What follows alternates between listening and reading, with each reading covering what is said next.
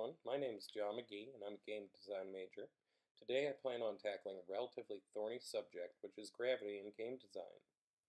At this point, at least as much as I'm aware, there aren't any board or card games that explicitly deal with gravity, but as far as video games go, it is at best a physical law that's relatively unevenly applied. While some games conform with relative normalcy to the laws of physics, others are completely out of keeping with anything close to them.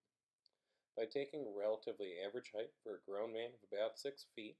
and comparing that to Mario and how high he's able to jump over the blocks that are about his size, we can see, for example, that at least in their universe, men are capable of leaping up to 12 feet with a single standing jump or over 30 feet with a running start horizontally. Now, maybe it's something in the Mushroom Kingdom water, I'm not certain, but there's a number of games, especially ones set in the earlier decades of video game production, that had drastically different takes on gravity and how it could impede or improve a character's movement. Even today, with modern games like Borderlands, the pre-sequel, and the Assassin's Creed series, take fairly liberal views on what a human being can accomplish in terms of fighting gravity under their own power.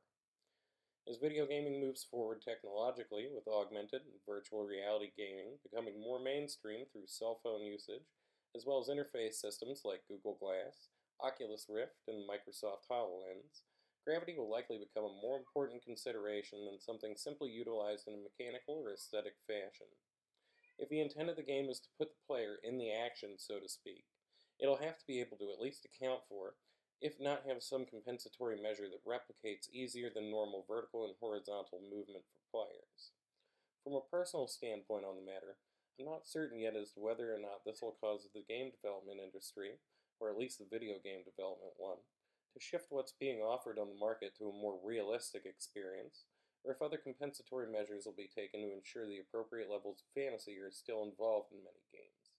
Being someone who's just beginning to get involved with the field in this transitional time period feels exciting though, and I look forward to finding out what will happen.